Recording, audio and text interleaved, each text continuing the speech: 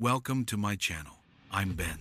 Today, we step into a chilling mystery, a supposed traffic accident near a bus station that, beneath the snow and tire marks, concealed a far darker story. A man was struck down after finishing his route, yet investigators soon realized this was no ordinary crash. Behind the abandoned black car, with its numbers erased, there lingers an unanswered question. Who had been watching him in silence, waiting for the perfect moment to strike? It began under a sky the color of ash. Linfen, in Shanxi, was a city where the midday light often looked like late afternoon, where smoke from coke plants and steelworks hung low and stubborn, and where people joked that the sun went to sleep early. In that gloomy winter of 2018, a man walked away from a bus depot toward home, across a sidewalk glazed with snow. He did not know that a car had been waiting, engine quiet, lights off, and that someone, somewhere nearby, was watching the clock and watching him. By the time the first call reached traffic police in Xiangfen district that evening, panic was already spreading across the village of Saisi. A pedestrian was down near the bus stop, gravely injured, bleeding into slush. The ambulance rushed him toward the hospital, but he died en route. On the street, the investigators started from what was left behind, a scatter of personal items. A long ribbon of blood dragged across the snow for several meters, several yards, and a set of tire impressions that told a story more precise than words. The vehicle had come from the left, cut hard across to the right, climbed the curb, and then, after impact, lurched back into the road, dragging the victim as it went. At first glance, it looked like a driver out of control. Maybe someone distracted by a glowing phone. Maybe a nervous amateur who overcorrected when meeting oncoming headlights and panicked into the curb. People had seen that kind of thing before, yet one fact refused to sit quietly. The driver had not stopped. He had hauled the body, and accelerated away into the dark. A hit and run can come from fear, from drink, from guilt, but it can also come from forethought. And that was the question that hovered above the scene like the smog. Was this chaos or choreography? Snow had fallen hard that day. South of the bus stop, the lane dissolved into slippery dirt that led deeper into the village. Officers traced the tire path through the cold and checked the public cameras the way a hunter checks tracks after fresh snowfall. They saw the car pass a factory gate at about 6:21 in the evening. 6:21, as the light gave up the road and kept following it, camera to camera, until just before dawn. There, on a narrow road outside the village, they found a black Volkswagen Santana, abandoned like a shed snakeskin. Dried blood clung under the front bumper and along the frame. The plates were gone. The vehicle identification numbers on engine and chassis were ground away. Even the paint had been stripped and refreshed black over whatever color had come before. This was not the panic of a first-timer. The Santana looked ancient, a retired taxi, or a rental that had been flogged half to death and then offloaded for cheap. The kind of car you buy with cash, the kind you do not keep. If there was no identity in the plate, no identity in the numbers, and no identity in the paint, then maybe the identity lay somewhere else on the film of the day. When the investigators rewound the tapes, the Santana kept reappearing like a bad thought. Hours before the crash, around 4:37 in the afternoon, the car had slid into a narrow spot along a wall, roughly 1 kilometer from the bus stop, a little over half a mile, and settled there. For nearly 2 hours, the driver did not step out. He nudged forward and back by a few car lengths, a dozen meters or so, but never left the seat. Then, at 6:15 in the evening, in winter dark, the lights came alive. The car moved, And almost at that same moment, a bus pulled into the depot to end its route, and a man named Mr. Yang handed over his keys and walked out into the night toward home. Mr. Yang drove buses for a living. He had survived something once already, more than half a year earlier. He had been riding a bicycle home from the depot when he felt a dull thud at his hip and fell. At the hospital, the X-ray showed an oval bullet lodged near his pelvis, fired from a crude, homemade gun with a silencer. The shot had not killed him. He had refused to cooperate. He had no enemies. He told the officers. He wanted the file closed. He did not want trouble. But there had been trouble at home. For about 2 years, Yang had been seeing a woman named Zhang Hua. She was separated from her husband, but not legally divorced. The husband, Kui Liu, was a drinker and a fighter, the kind of man who fell into karaoke brawls and sometimes into jail cells for a few sober days afterward. He had once broken his wife's bone in a rage, and that had been the end of their life together, in all ways but paperwork. After Zhang moved home and started again, she met Mr. Yang through WeChat. They rented a place in Saici, and she cooked for him, and he carried warm meals to the bus stop. And they believed their lives were settling into something steady. Kui did not. One night, in late spring the following year, Kui came to their building with a tattooed cousin. The cousin took Yang downstairs to talk. Kui stayed upstairs and begged his wife to come back. There were no punches, only a conversation stretched thin over 2 hours, but the message was clear. Soon after, Yang and Zhang moved to avoid further drama. Weeks later, the bullet found Yang on his bicycle near his old route home. Zhang suspected Kui. She had no proof. Back at the crash scene in winter, Kui looked like the most obvious suspect. Jealousy was an old motive and a simple one, but simple motives can lead to complicated facts. Kui did not drive. He did not even have a license. He was always in debt. A meticulous plan, the purchase of a disposable car, the grinding of numbers, the removal of plates cost money and patience. When detectives checked Kui's movements on the night of the killing, Kui and the tattooed cousin were clocked in at a factory in Beijing, only finishing work around 6 in the evening, far from Shanxi, far from the bus stop, and far from the black Santana. If Kui could not drive and could not have been there, then who watched the depot? And who waited in the car? The tapes offered a hint. While the Santana idled along that wall at 4:55 in the afternoon, a man in black crossed the road toward it. Minutes later, a white sedan rolled up to the same spot. The man in black climbed into the white car and left. It looked like a rendezvous. A little later, that white sedan appeared at a big intersection near the bus station. One man from the sedan loitered there, hovering by the corner and glancing toward the depot. When he saw the bus return, he lifted a phone and made a call. Hunt the cameras backward and forward. And the white car kept returning over the previous 3 days, circling the neighborhood, sometimes driving right through the courtyard of the building where Yang and Zhang lived, in one shot, zoomed and sharpened. The driver wore a mask, the same detail Yang had texted Zhang when he realized he was being followed days earlier. If the black car was the blade, the white car looked like the hand that guided it. And because the white car carried real plates, it was the weakest link. Police traced the registration to a man in the old city, a Mr. Liu. But the men on camera were not Mr. Liu, and Mr.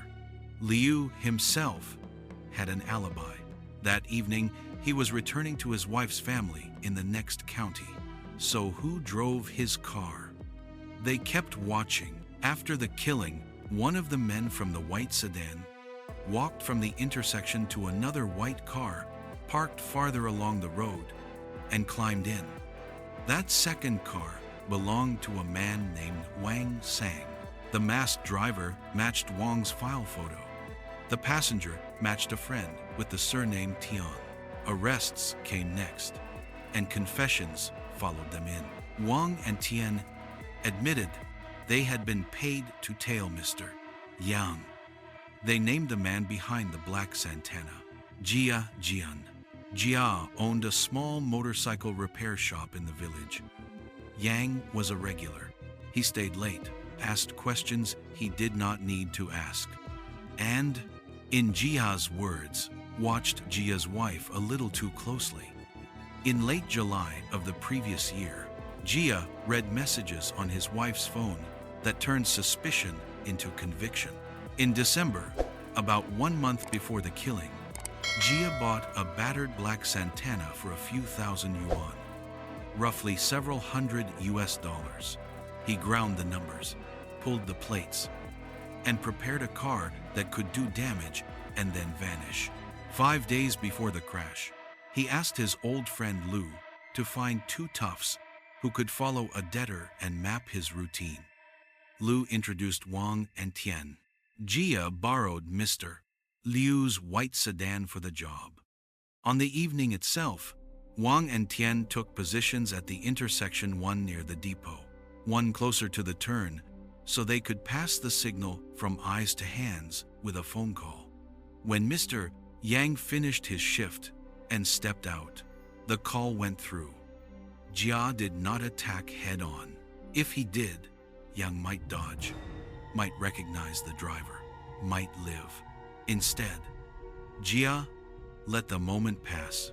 He rolled by, made a slow, deliberate U-turn, and came back from behind. The tire marks on the snow made sense now. The climb onto the curb, the shove into a human spine. The body dragged as the car dropped back to the road and accelerated south toward the village. Later, Jia would abandon the Santana on that dirt lane outside Sai, like a snake leaving its skin behind. As for the shooting the previous spring, Jia denied it. He claimed he had only learned of Yang's involvement with his wife in late July. The bullet had come in mid-May. Kui still cast a long shadow over that earlier act, but the evidence had gone cold. Mr. Yang had not trusted the law with his private life. He had tried to keep everything small, his injuries, his answers, his enemies. But a man who refuses the light cannot see the footsteps in the dark. In the winter haze of Linfen, that choice became fatal. The first mistake the police made was the most ordinary one a mind can make. They followed the logic that felt natural instead of the evidence that felt strange. If the car fled south after the collision, then surely it must have come from the north. That was the tidy line everyone drew in their head. At the T-junction, about 30 meters from the bus depot, about 100 feet, officers combed every feed for a black Volkswagen Santana, turning past the camera. Hours of footage yielded nothing. The road was right. The assumption was wrong. So they pivoted. They widened the net and opened one more camera facing south. At 6:16 in the evening, just minutes before the impact, the Santana slipped across the frame, heading north. That inverted the entire picture. The driver had not wandered in from the north and panicked into a deadly swerve. He had approached from the south, glided past the depot, then doubled back. The curve lines stamped into the snow, the climb onto the curb, the drop back to the street.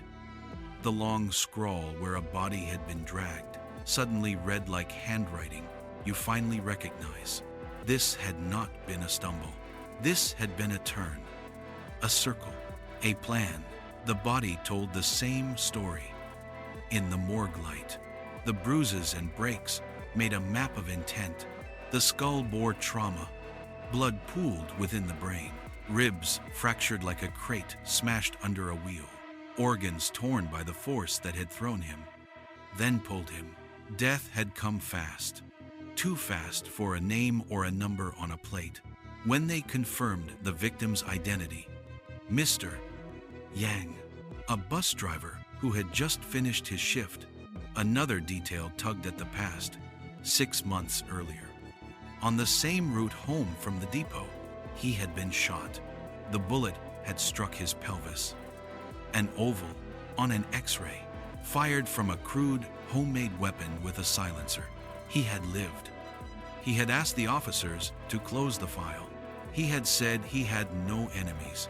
He had said he wanted no trouble. Families often tell a story the victim will not. Mr. Yang's sister told the police what he would not tell them. He had a girlfriend, Zhang Hua. He also had trouble that came to the door. Months before the shooting, someone had forced the lock on their small apartment in Sai Si village, rifled drawers, broken things, and taken nothing. Zhang suspected her estranged husband, Kui Lu, legally still married but separated in life. She had left Kui because the drink in him brought violence out of him. He had once broken her bone. He had once landed in a cell after a karaoke brawl and sobered up with a fine.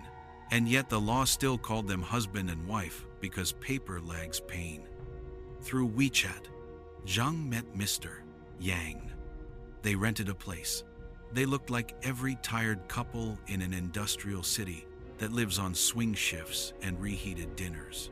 In Linfen, winter is a season of dull light and dust. And the weeks before Lunar New Year, a late winter holiday, when families in China reunite with long dinners and red envelopes, can make tempers fray. Mr. Yang carried hot food to the depot. Zhang waited for him to come home. It should have been small happiness. It should have stayed small. Late one night near the end of April the year before, Kui arrived with a tattooed cousin. The cousin drew Mr. Yang downstairs to talk. Kui stayed upstairs, apologizing to Zhang, promising change, pleading for another chance. 2 hours, no blows, only the weight of a demand. Soon after, Mr. Yang and Zhang moved to a different place to keep peace the way some people keep secrets, by relocating them. Weeks later, the bullet found Mr. Yang on the road he still pedaled after work. Zhang suspected Kui again. She had no proof. Mr. Yang told the police nothing. Maybe he believed that silence would make the world smaller. That if he refused to say enemy, the enemy would refuse to exist. When the winter killing came, Kui looked like the center of gravity once more. Jealous husbands have a force field of suspicion around them, but suspicion has to become physics time, distance, capacity. Or it is only a story we tell because it is familiar. Kui did not have a driver's license. He did not know how to drive. He owed more money than he ever had. And on the evening of January 26, in the hours the Santana was waiting and then striking, labor clock records stamped Kui and his cousin inside a factory hundreds of kilometers away. In Beijing, simple motive, complicated facts. Kui's orbit weakened. The cameras pointed to a different constellation. The Santana had been staged about 1 kilometer from the depot, a little over half a mile, tucked along a wall, half hidden behind a tree. For nearly 2 hours, the driver did not step out. He only nudged forward and back by a handful of car lengths, a dozen meters or so, as if stretching his patience, not his legs.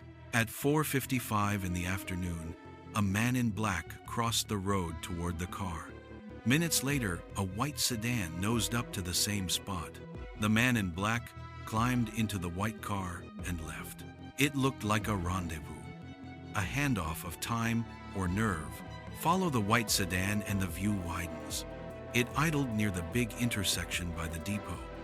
One man stepped out and loitered, keeping a line of sight toward the buses.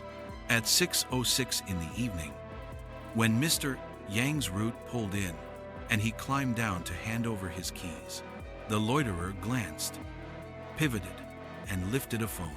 Moments later, the Santana's lights woke in the south.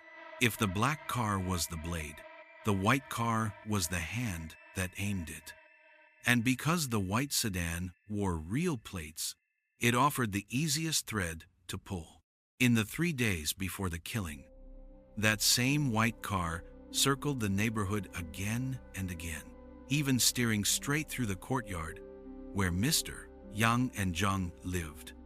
A camera caught the driver in a medical mask, the same detail Mr. Kontalf Yang had messaged Zhang about when he realized a stranger was shadowing him. The plate led to a man in the old city named Liu. But Liu was not the man in the videos, and his evening was already accounted for. He was driving back to his wife's family in the next county, a borrowed car. Then, if the owner was clean, the borrowers would be the stain.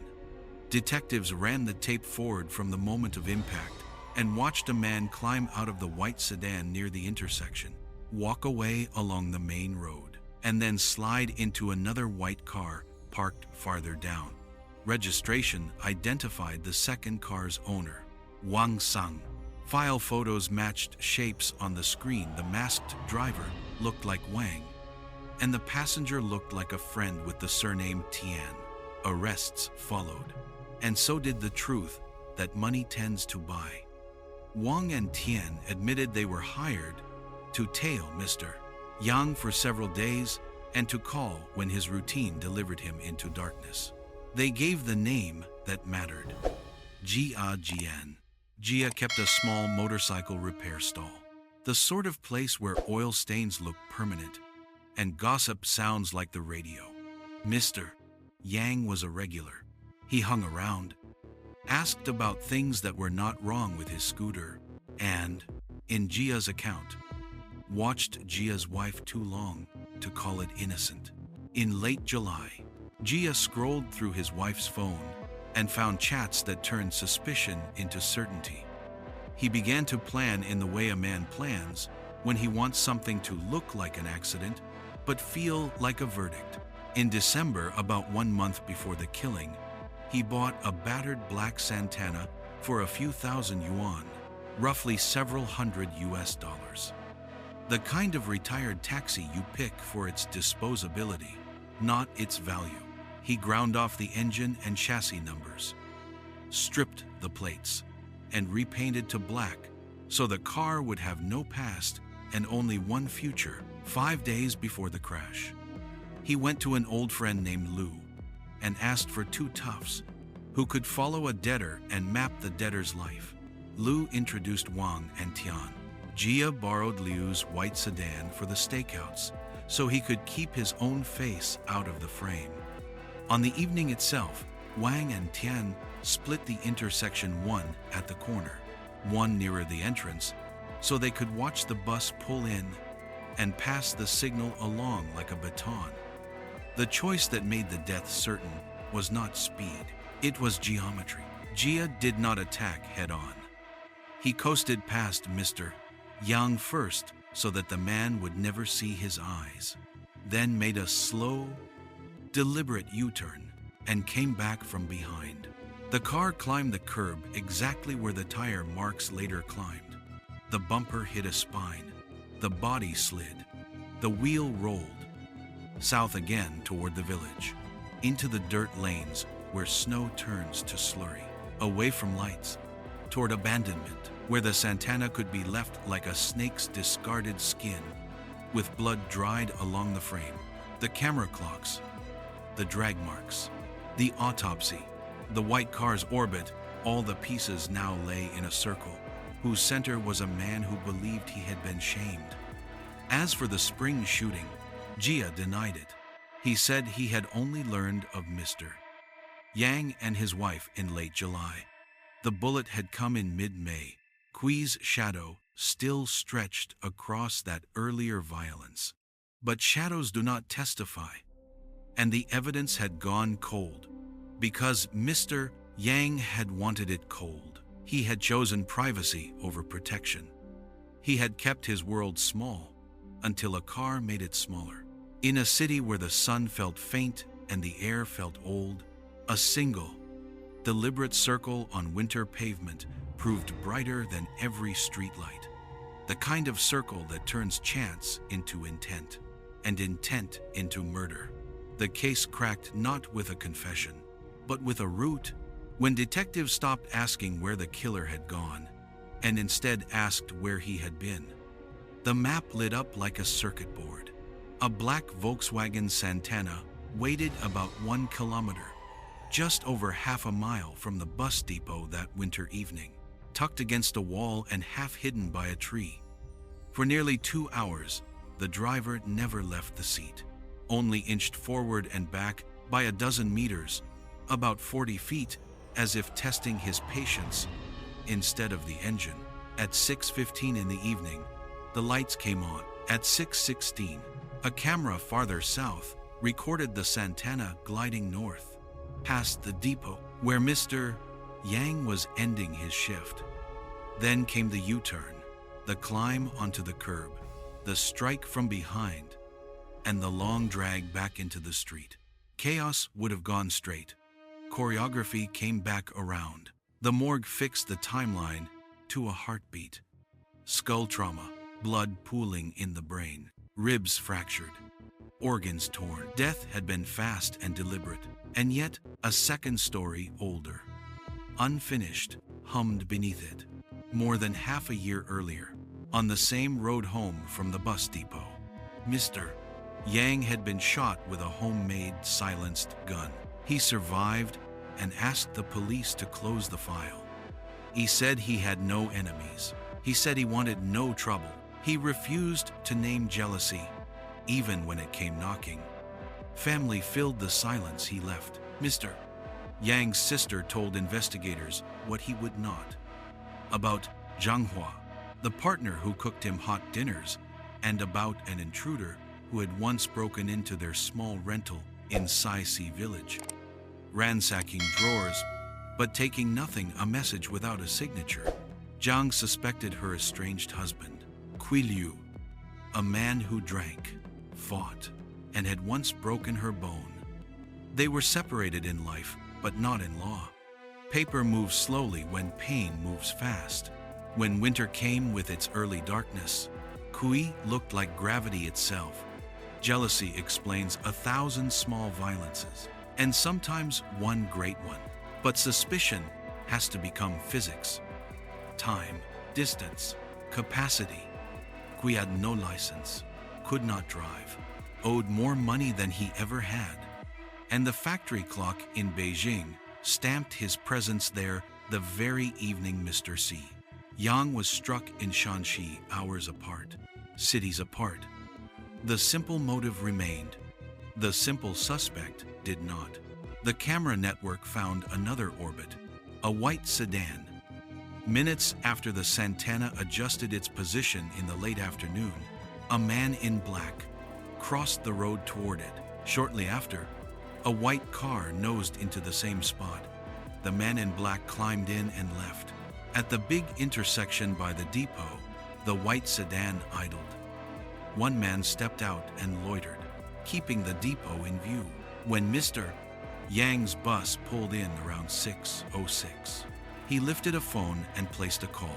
Over the previous 3 days, the same white sedan circled the neighborhood again and again, even steering into the courtyard where Mr. Yang and Zhang lived. In one angle, a driver wore a medical mask, the very detail Mr. Yang had texted Zhang about when he realized he was being tailed. If the black car was the blade, the white car was the hand that aimed it. And because the white car wore real plates, it was the easiest thread to pull.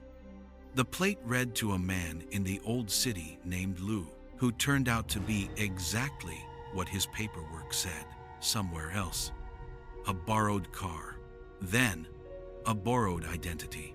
Detectives ran the tape forward from the impact and watched one man leave the white sedan on foot, walk past the depot, and climb into another white car, parked farther along the road.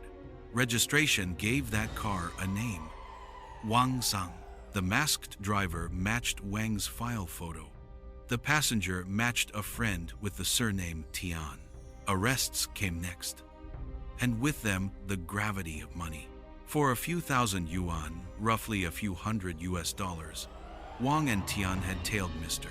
Yang for several days and agreed to call the moment he stepped into darkness.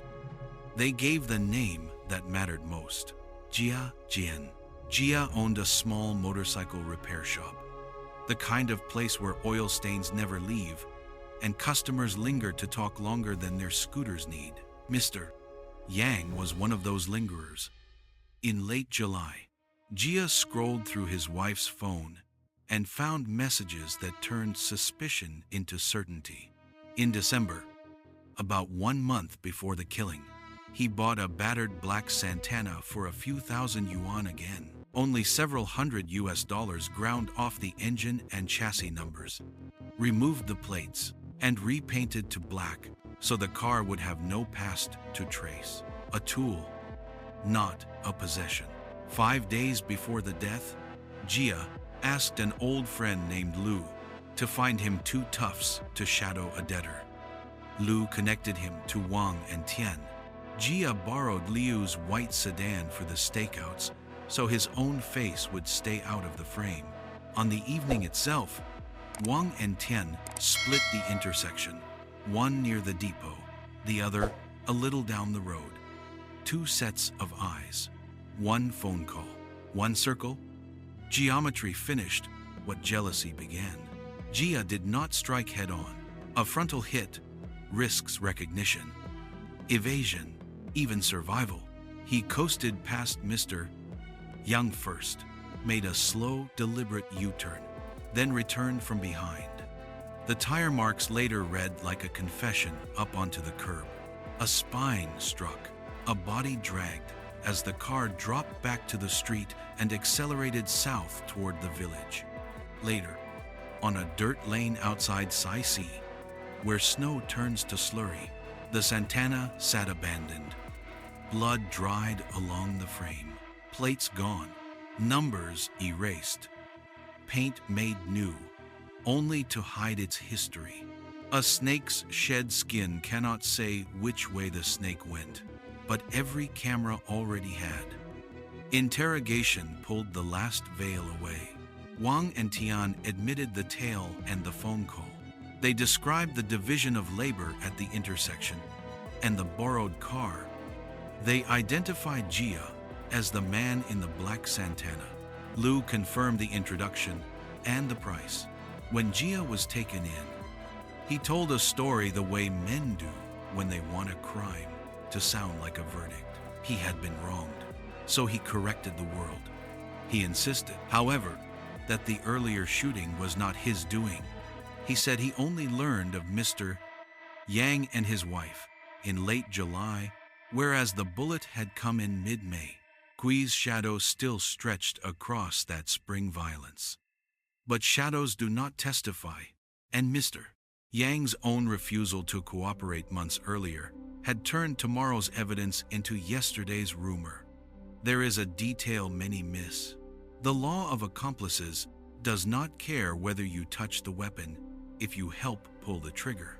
In June of 2018, prosecutors charged all 3 with intentional homicide. The argument was simple and cold. Wang and Tian knew Jia intended to do especially dangerous acts against Mr. Yang. They aided him with surveillance and real-time signaling. Therefore, they bore his intent. Jia faced what he had arranged for another, death. Wang and Tian each faced what they tried to price in their heads as a small risk, 10 years of a life they would never get back. A handful of days' work for the price of a decade. In a true crime story, that math always sounds cheap, only before the judge speaks. And still, one question stayed open like a door no one wanted to test. Who fired the first shot? Was it Gui, furious at being left behind? Was it Jia, angrier earlier than he later admitted? The file in spring had gone cold because Mr. Yang wanted it cold. He had tried to keep his life small to avoid shame, to avoid disclosure, to keep the people he loved from seeing who else he had become. Small worlds are easy to guard until they intersect with larger forces: jealousy, pride, the kind of certainty that makes a man buy a car with cash and erase its name. In Linfen's winter haze, the circle on the pavement mattered more than the bullet that missed. One act, you survive. The other, you do not. The road bent like an S, a slow, sinuous curve that hid the bus depot from anyone idling a kilometer away, about a little over half a mile. From that position, a driver could not have seen Mr. Yang walk out of the gate at the end of his shift. That geometry mattered. It said that if a black Santana moved at exactly the right moment, someone else must have told the driver when to move. There had to be eyes at the depot. There had to be a call. Zhang Hua had warned the police that Mr. Yang sensed eyes on him 2 days before the killing. He had messaged her to be careful on her way home. He feared for her more than for himself. He suspected her estranged husband, Kui Liu, but when she thought it through, Zhang argued the point most women in her position know too well. If Kui wanted her back, he would threaten the rival, not harm her. Besides, Kui could not drive, had no license, and drank whatever money came into his hands. Buying a throwaway car for revenge did not sound like him. Paying debts always came first. For a man whose creditors knocked every few days, police checked anyway. Alibis are only stories until a clock stamps them. On the evening of January 26, Kui and the tattooed cousin who once came to the couple's apartment were both on a factory floor in Beijing, working until around 6 in the evening hours and hundreds of kilometers from Shanxi. The most obvious suspect fell away, and with him, the most comfortable narrative. That left a question with teeth. If not the jealous husband, then who was angry enough to circle back?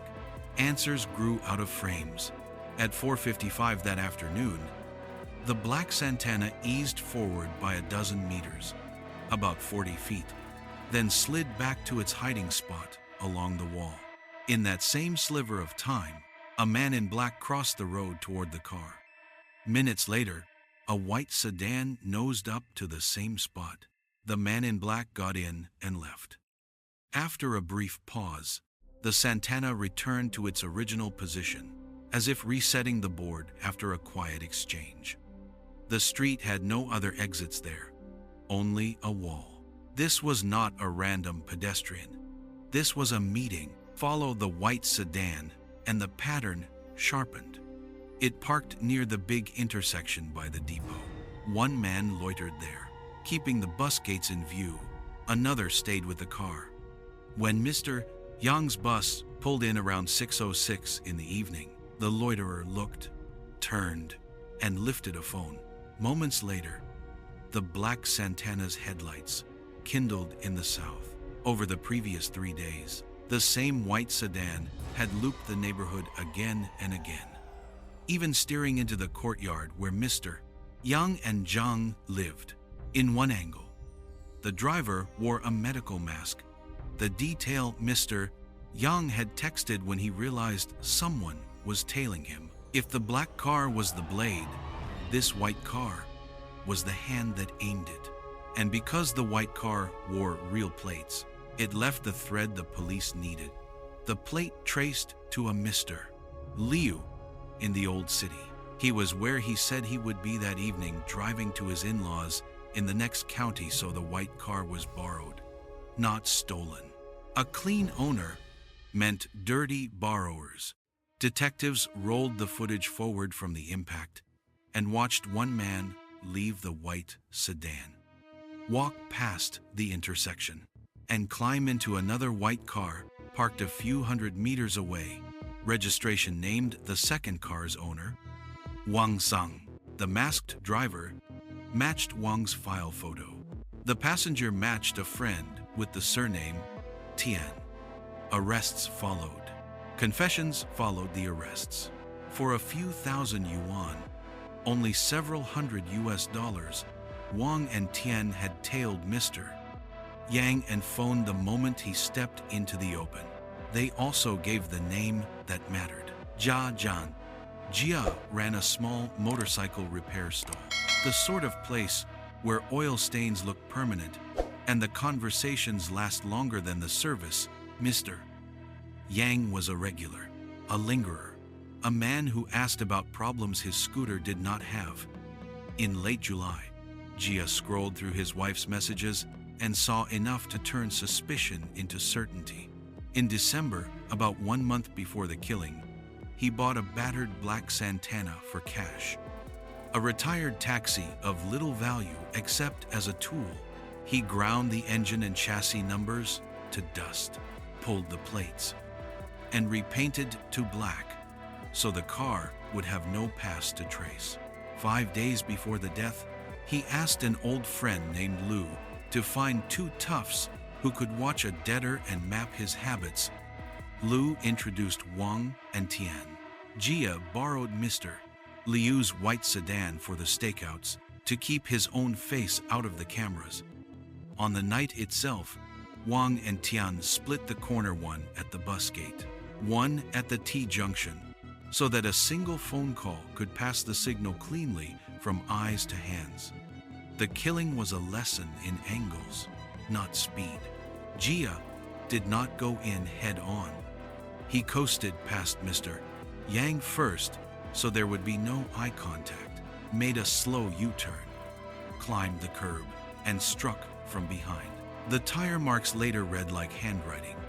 Up onto the sidewalk, down to the street, a long scrawl where a body had been dragged. South again, toward the village lanes where snow turned to slurry and lights thinned out. And then, abandonment. The black Santana left like a snake's shed skin with dried blood beneath the frame. The plan used darkness and distance. But its hinge was that phone call at the intersection. Without it, the car would have moved too early or too late. With it, the turn became fate. Interrogations filled in the missing steps. Wang and Tian described the rendezvous on the narrow road, the shuffle to keep traffic from clogging, the loitering at the intersection, the call at 6:06, the positions they took so one could confirm the driver who returned to the depot was truly Mr. Yang. Liu confirmed the introductions and the price. Mr. Liu confirmed the loan of the white sedan. Piece by piece, the choreography became visible. Jia admitted the circle and the strike. He also insisted that the spring shooting had not been his doing. He claimed he only learned of the affair in late July, while the bullet came in mid-May. Kui's shadow still lay across that earlier attack. But shadows do not testify, and Mr. Yang's refusal to cooperate months earlier had turned evidence into rumor. In law, silence is a choice with consequences. In life, it can be a countdown you do not hear. When charges landed in June of 2018, the theory was cold and simple. Jia intended to kill. Wang and Tian knew he planned especially dangerous acts, then aided him with surveillance and real-time signaling. Intention can be shared, liability can be divided. The weight remains. Jia faced the sentence he had arranged for someone else. Wang and Tian faced a decade they had once priced as a small risk. In court, that kind of arithmetic sounds different. It sounds like the rest of your life. In the end, there was no single scream of motive, only the murmurs of jealousy, privacy, pride. Mr. Yang had tried to keep his world small. No statements, no cooperation, no official record of enemies. But the world does not stay small when someone buys a car for cash, erases its name, and waits for a phone to ring. The white sedan's plate, the masked face, the S-curve in the road, to the call at the corner.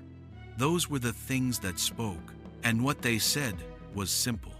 This was not an accident. This was a conversation with death, arranged in advance and answered on time. Under the washed-out winter sky, the street made a quiet promise. If you watched long enough, it would tell you who had been there. The promise held. What broke open the case was not a shouted confession, but a white sedan that kept returning to the frame like a careless ghost. Detectives began where geometry forced them to, the shaped bend between the hiding place and the bus depot. From a spot roughly 1 kilometer away, just over half a mile, the depot's gate was invisible. If the black Volkswagen Santana moved at the exact right moment, someone closer had to tell the driver when Mr. Yang stepped out. There had to be eyes at the depot, and those eyes had to make a call. Rewinding the footage to late afternoon, they noticed a small, almost polite movement. At about 4:55 in the evening, the Santana inched forward by a dozen meters, roughly 40 feet, then settled again alongside a wall. A man dressed in black crossed the road toward the car. Moments later, a white sedan eased into the same spot. The man in black climbed into the white car and left. That side of the road had no alley, no door, no shortcut. The wall closed it off. So this was no passerby wandering at random. It was a deliberate meeting, a quiet exchange in the open air. Follow the white sedan, and a pattern sharpens. It idled near the big intersection by the depot. One man stayed circling on foot, keeping the gate in view. Another sat in the car. When Mr. Yang's route rolled in at about 6:06 in the evening, the loiterer looked, pivoted, and lifted a phone. Minutes later, headlights bloomed to the south. The black Santana, moving like a blade, called to a target. Over the previous 3 days, the very same white sedan had looped the neighborhood again and again, even steering right into the courtyard where Mr. Yang and Zhang Hua lived. In one straight-on camera angle, the driver wore a medical mask, the exact detail Mr. Yang had texted Zhang about when he realized someone was shadowing him. Because the white car carried real plates, it left a thread anyone patient could pull. Records named the owner, a Mr. Liu in the old city. But the men on camera were not Liu, and his evening was spoken for. He was driving to his wife's family in the next county. A clean owner meant dirty borrowers. Rather than spook him and hit the grass to startle the snake, as investigators say in Chinese, the police traced Liu's circle quietly: friends, acquaintances, anyone who might fit the masked driver and his companion. Meanwhile, they kept unspooling the tapes after the impact. A man stepped out of the white sedan, walked along the main road past the depot, and climbed into another white car, parked a few hundred meters away, several hundred yards. That second car gave up a name, Wang Zheng. File photos matched the masked driver's build and posture. The passenger matched a friend with the surname Tian. Arrests followed. Under the weight of images and timelines, words loosened. Wang and Tian admitted they had been paid to tail Mr. Yang for several days and to make the call when his routine delivered him into darkness. They named the man behind the wheel of the black Santana, Jian. Jia kept a small motorcycle repair stall, the sort of place where oil stays in the concrete and gossip hangs in the rafters. Mr. Yang was a regular and a lingerer. In late summer, late July, by most accounts, Jia scrolled through his wife's phone and found enough to turn suspicion into rage. In early winter, about 1 month before the killing, he bought a battered black Santana for a few thousand yuan, only several hundred US at the time. He ground off the engine and chassis numbers, stripped the plates, and repainted the shell to black so the car would have no past and could be abandoned without a name. 5 days before the death, he went to an old friend named Lu to find 2 toughs who could watch a debtor and map the man's life. Lu introduced Wang and Tian. Jia borrowed Mr.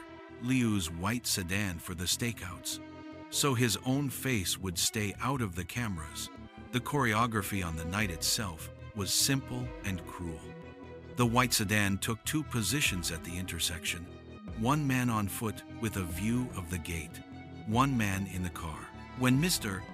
Yang finished his route, the phone call passed the signal from eyes to hand. The Santana did not attack from the front, where a man might recognize a face or sidestep a blow. It rolled past once, made a slow, deliberate U-turn, climbed the curb, and drove a bumper into a human spine.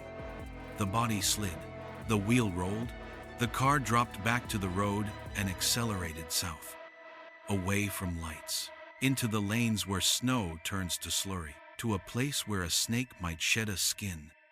By dawn, the Santana lay abandoned on a dirt road, blood dried beneath the frame, plates gone, numbers erased, paint made new to hide what was old. Interrogations filled in the missing steps. Wang and Tian described the rendezvous on the narrow road that afternoon, and why a driver might nudge forward by a dozen meters to make a brief conversation easier without blocking traffic on a lane so tight that two cars side by side would choke. The way they described the loitering at the corner, the glance toward the bus, the phone lifted at 6:06, and the division of labor that kept the signal clean. Lu confirmed the introduction and the agreed price, several thousand yuan each, which is to say several $100s in American terms, a small number to put on a man's life. Mr. Liu confirmed that the white car had been borrowed, not stolen. Piece by piece, what had looked like chaos settled into choreography. Jia did not brag. He justified. He admitted the circle and the strike. He insisted the spring shooting was not his doing. He said he had only learned of the affair in late July, while the bullet had come in mid-May. That earlier attack still wore Kui Lu's shadow, the estranged husband whose debts outweighed his cash and whose temper had once broken his wife's bone. But shadows do not testify. And months earlier, Mr. Yang had asked the police to close the gun case. He did not want trouble, did not want to name enemies, did not want to put his private life under a fluorescent light. Silence is a choice in law and in life. Sometimes it becomes a countdown you cannot hear. In June of 2018, prosecutors filed charges for intentional homicide. The theory of the case was cold and clean. Jia intended to kill. Wang and Tian knew he planned especially dangerous acts, then helped him do it by conducting surveillance, signaling in real time, and positioning themselves so that a single call could convert routine into death. The law of accomplices does not ask whether you held the weapon. It asks whether you helped pull the trigger. Jia received the sentence he had arranged for someone else. Wang and Tian each received 10 years, the decade they had tried to price as a small risk in exchange for a handful of days' work. In court, that arithmetic sounds like the rest of your life. Outside the courthouse, winter in Linfen kept its old habits. The air was still a dull color. The sun still went to sleep early. People still stood by stoves at the end of their shifts, warming their hands and their dinners. Mr. Yang had once tried to keep his world small. No cooperation, no statement, no official record of private hurt. But the world refuses to stay small when a man buys a car with cash, erases its name, and waits for a phone to ring. In the end, what spoke were not rumors or pride, but the white sedan's plate, the masked face, the S-curve in the road, the call at the corner. Together, they said, the only thing that fits all the facts. This was not an accident. It was an appointment with death, arranged in advance and kept on time. Night had settled like soot. when the last missing shape finally stepped out of the white sedan. On the camera's edge, at a T-junction not far from the bus depot, a man climbed down, walked past the station, and kept walking hundreds of meters until he reached another white car and slipped inside. It was a small action, almost casual.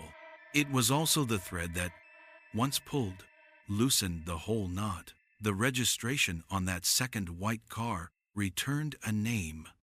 Wang Sang. Files gave the police more than a name. The masked driver on video matched Wang's shape and posture, and the man in the passenger seat matched a friend with the surname Tian.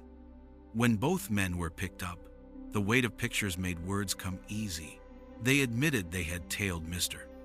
Yang and made the call that moved a black Santana at exactly the wrong moment for the man walking home. They added the name that mattered most, Jia Jian. Rewinding the evening sharpened the outline of the plan. The black Santana had been parked roughly 1 kilometer from the depot, snug against a wall and half behind a tree. At about 4:55 in the afternoon, it edged forward a dozen meters and idled as if to meet someone halfway. A man in black crossed the road toward the car. Minutes later, a white sedan eased into the same spot. The man in black got in and left. That side of the road had no alley, no door, no shortcut, only a wall, which meant this was not a random pedestrian. It was a rendezvous. Then came the geometry that turned suspicion into certainty. From that hiding spot, there was a shaped bend before the depot.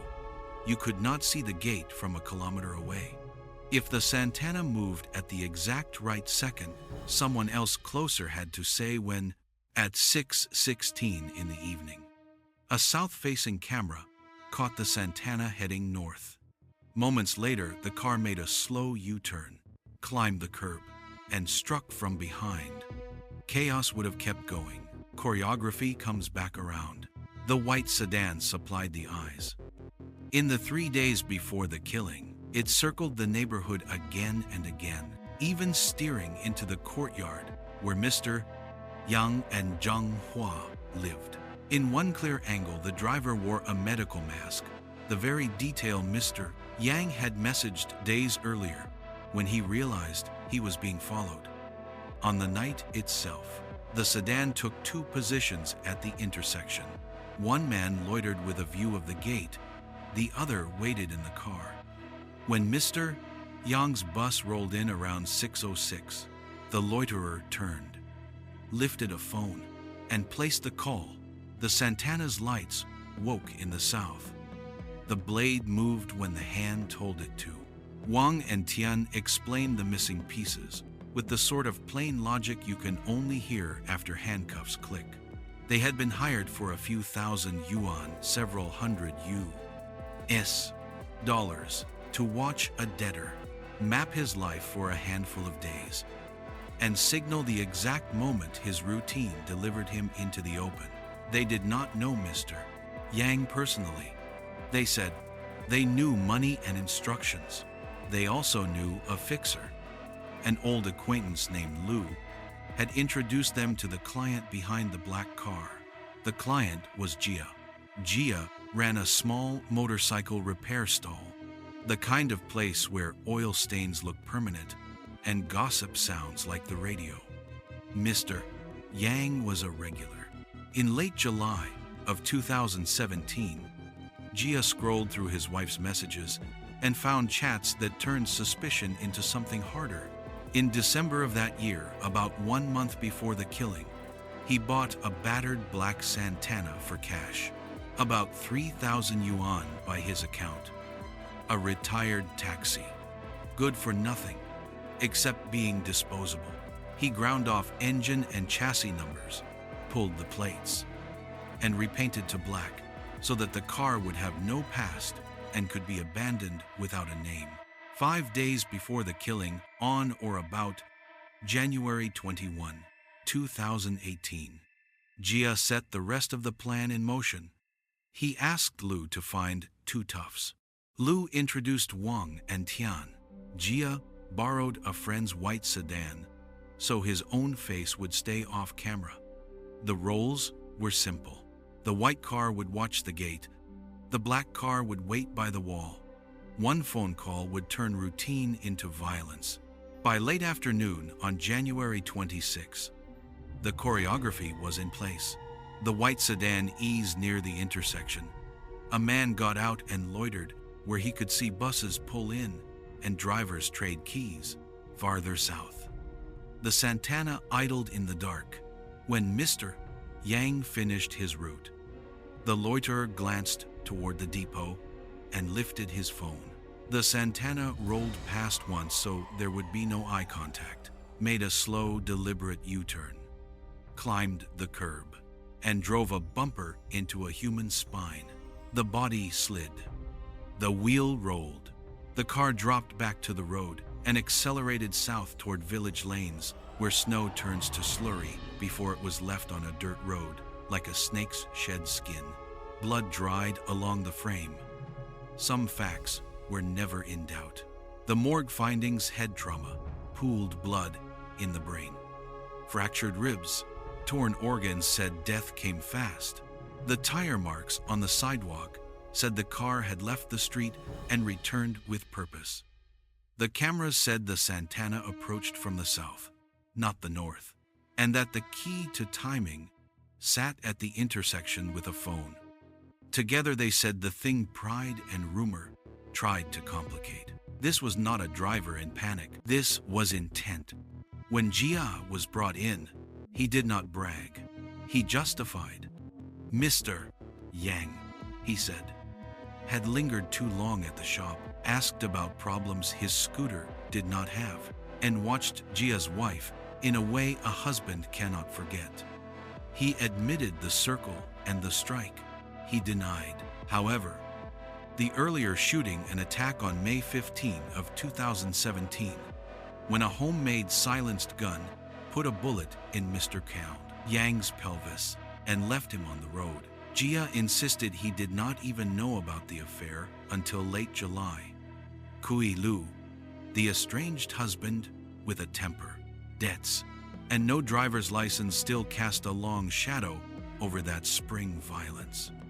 But shadows do not testify, and Mr. Yang's refusal to cooperate months earlier had turned tomorrow's evidence into yesterday's rumor. In June of 2018, prosecutors filed charges for intentional homicide. The theory was cold and clean. Jia intended to kill. Wang and Tian knew he planned especially dangerous acts, then helped by conducting surveillance and signaling in real time. The law of accomplices does not ask whether you gripped the wheel at the fatal moment. It asks whether you helped align the moment so that someone else could grip it. Jia faced the sentence he had arranged for another. Wang and Tian each faced a decade, a price they had tried to imagine as small when it was still theoretical, and cash had not yet turned into blood. There remained, for a while, the open door no one could close with certainty. Who fired the first shot the spring before? Kui's alibi at the factory in Beijing on the winter night was stamped by the clock. His inability to drive, his debts, his recorded shift. Physics had pushed him away from the fatal circle. But the bullet in May had been a different shape of malice. On that question, the record thinned out partly because Mr. Yang had chosen privacy over protection, had asked to close the case, had refused to name enemies. Silence can feel like peace while the countdown is running. What the cameras did make clear is the thing that should never have been a mystery. The road between a man's anger and a man's death is not always straight. Sometimes it bends into an S, hides behind a tree, and waits for a phone to ring. The white sedan's plate, the masked face, the careful U-turn, the abandoned taxi with its numbers erased. Those were not the fragments of chaos. They were the grammar of intent. When you hear people call what happened to Mr. Young, a traffic accident. Remember the conversation it required. One call, one turn, one final answer. The case ended in a courtroom that smelled faintly of winter coats and old varnish. Banners hung heavy. The prosecutor's voice was even. The story they told was simple and slow, the way a cold wind carries dust. Jealousy set the clock. 2 attacks followed that clock. First, a homemade gun in the spring. Then, months later, a black taxi relic that climbed the curb, and never stopped. By summer's end, investigators could name what pride and rumor had tried to blur. This was no accident. It was a plan with roles and rehearsals. In June of 2018, charges for intentional homicide were filed against the man behind the wheel and the 2 men who watched and called. The law read their choices plainly. When you help time, the fatal moment, you step into the crime. The verdicts were a ledger written in lives. Gia, the mechanic whose anger hardened into routine, received the sentence he had reserved for another. Wang and Tian, the lookouts who believed only following would keep their hands clean, each received 10 years. They had priced their part at 2,000 yuan apiece, roughly $300. Money that sounded quick and easy until it was measured against a decade. Outside the courthouse, the city kept breathing through the same gray scarf. Coal trains moved. Factory whistles marked the hour.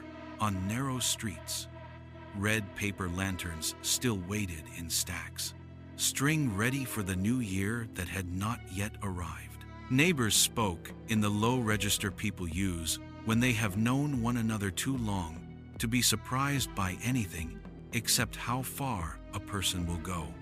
The woman at the noodle stall remembered the victim buying soup on cold nights. A bus dispatcher rubbed his hands over a pocket heater and said the route felt quieter now. You could hear the shaped road if you listened, tires over packed snow like a match being struck. In their statements, Wang and Tian tried to make the violence sound far away from them. They said they were only mapping a debtor, only watching, only calling. The law heard something else. Knowledge of an especially dangerous act. Then aid delivered at exactly the right second. They were not children. They understood what a U-turn and a curb could do to a spine. They understood enough to split roles at the intersection so the call would be clean. Helping is not neutral when the plan ends where a man's breath does. The motive, at last, was not a puzzle. It was the old story with a modern mask. A husband who read messages he could not forget. A regular customer who lingered where he should have left. A winter of small decisions accumulating into one appointment with death. Police could not close the book on the spring shooting silent. Pride and fear had thinned the record, but their judgment, like the city's gossip, leaned toward the same word: jealousy. The shadow of who fired that first shot would remain uncertain.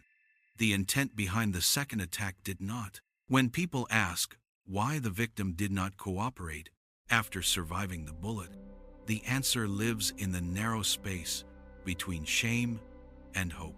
To tell the whole truth would have meant putting private life under fluorescent light names, messages. All of it. He chose quiet, perhaps believing quiet would become safety. But quiet only gave anger time to plan. In a place where the sun goes to sleep early behind smoke, it is easy to think the dark will hide you. It does not. It hides the person waiting for your routine. There is no moral tidy enough for grief. But there is a small inventory that belongs at the end. If you take money to watch a stranger, you inherit his danger. If you drive a car, you have scrubbed of numbers. You are not escaping the past. You are admitting to one. If you live by rumor and convenience, even the most basic protections become complicated. The city keeps moving either way. Buses hiss, lanterns rise.